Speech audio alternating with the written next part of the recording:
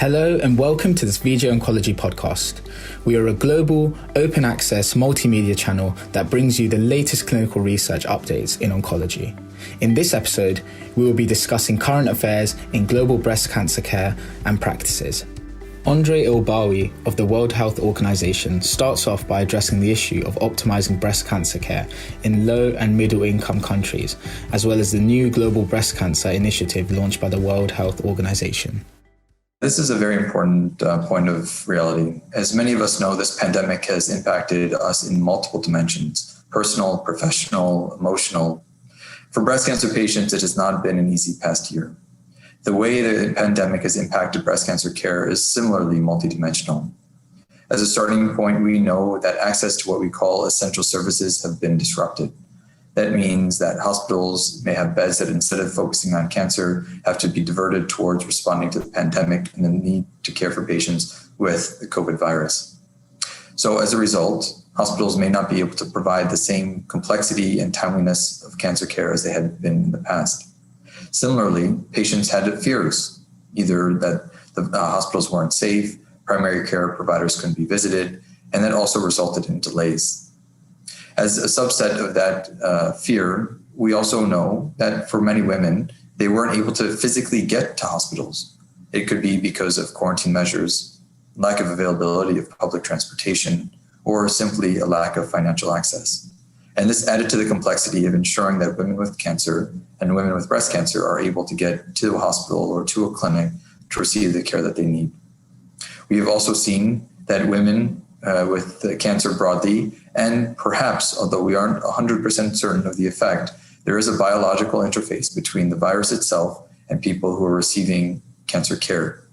In some cancers, we know this to be a much stronger effect. In breast cancer, we're still analyzing the data to better understand it.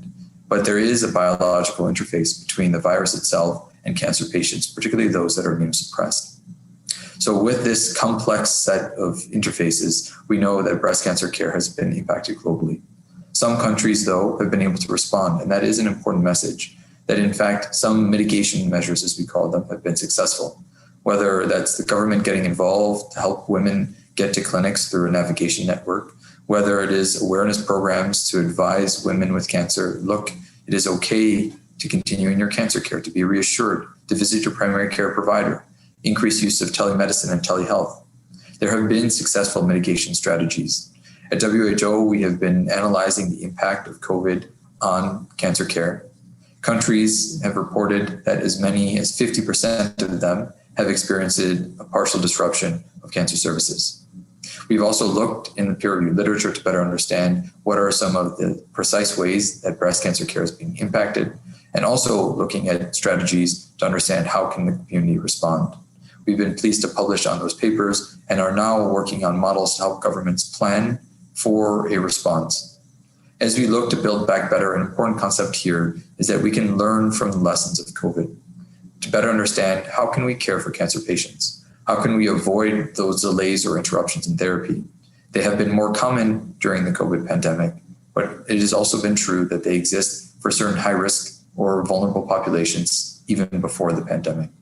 So we can learn from our experience to build systems to meet the needs of women with breast cancer, so that while we look to emerge from the virus, we build a system that can better respond to the broader needs of cancer patients and women who continue to receive breast cancer care. Now we have Carol Ben from the Breast Cancer Centre of Excellence, Mill Park Hospital in Johannesburg, South Africa, talking about access to breast cancer therapies in South Africa.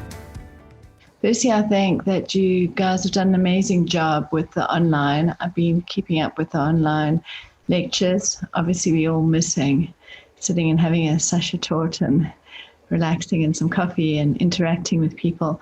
So I think if I just run through a couple of the posters, the first poster is actually based on a name made by one of my registrars or residents, Alexandria, and it's important. It looks at what we did was we looked at our patients with HER2-positive breast cancer, which I think is super relevant in terms of the lectures we've had, and looked at the ones undergoing early stage neoadjuvant chemotherapy with Herceptin.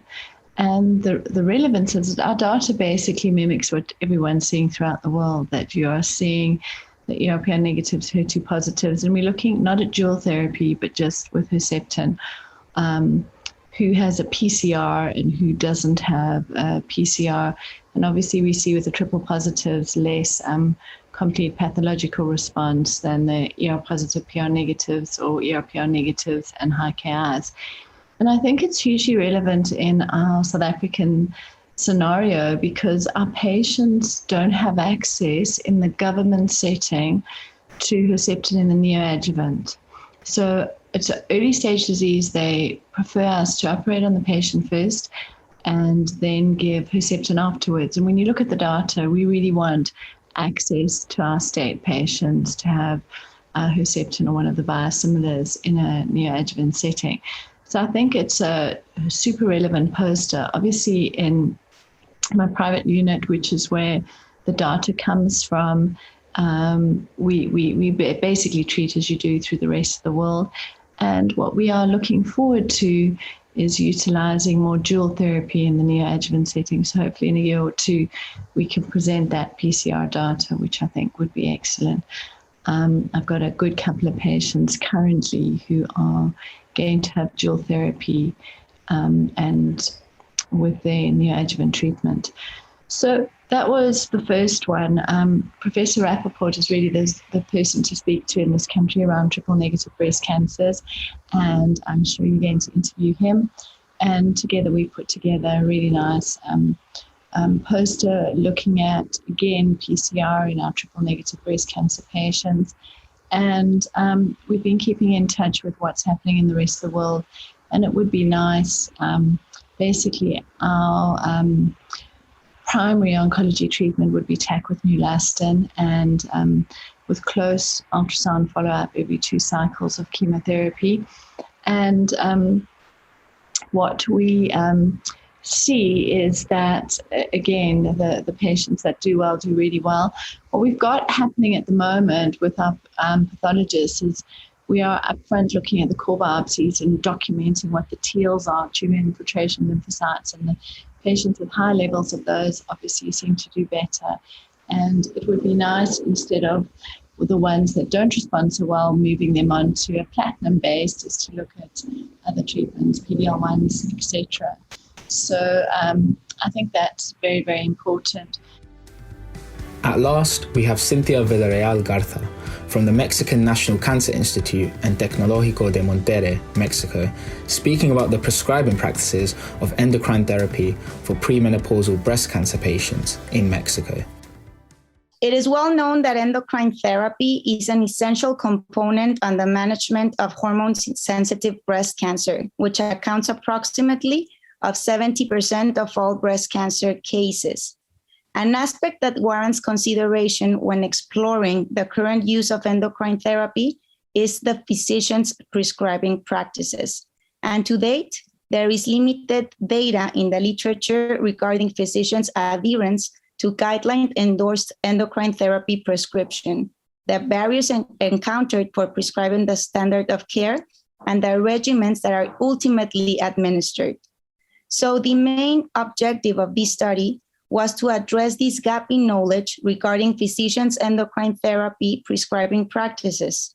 Our study aimed to compare the endocrine therapy prescribed to Mexican premenopausal breast cancer patients with the gold standard according to current national and international guidelines, and to identify factors that hinder the use of the optimal treatment in a real-world clinical setting. So our work consisted of a multicentric cross-sectional study of premenopausal patients with primary hormone-sensitive breast cancer stage 1 to 3 who had been receiving adjuvant endocrine therapy for at least 1 year prior to inclusion. The study took place in 3 public and private breast cancer referral centers located in Monterrey and in Mexico City. So clinical pathologic characteristics and prescribed endocrine therapy were collected from medical records.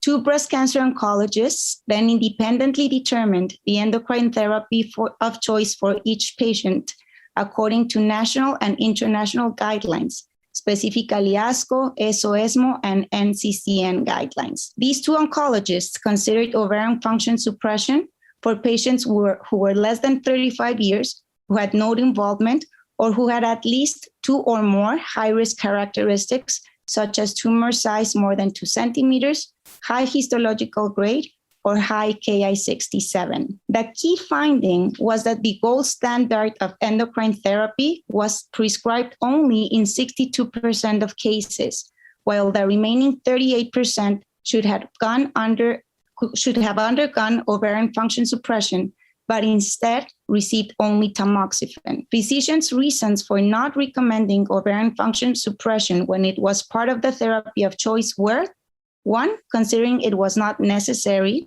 and 2, because GnRH analogs were not affordable for patients. Remarkably, a larger proportion of patients for whom the whole standard included ovarian function suppression received analogs, GnRH analogs, when these agents were covered by their health insurance than when they were not. Additionally, guideline-endorsed regimens were prescribed more often by medical than by surgical oncologists. These findings suggest that the gold standard of treatment is prescribed to a suboptimal proportion of patients due to limited prescription of ovarian function suppression. Therefore, interventions aimed at refining physicians' knowledge on the importance of ovarian function suppression in high-risk premenopausal breast cancer patients and initiatives directed at increasing access and coverage of GnRH analogs could prove pivotal to enhance optimal endocrine therapy implementation and adherence to clinical guidelines, which could translate into improved disease outcomes in this group. We hope you enjoyed this podcast episode and feel more aware about the global outlook on breast cancer care and practices. A big thank you to the speakers for sharing their time and valuable knowledge with us.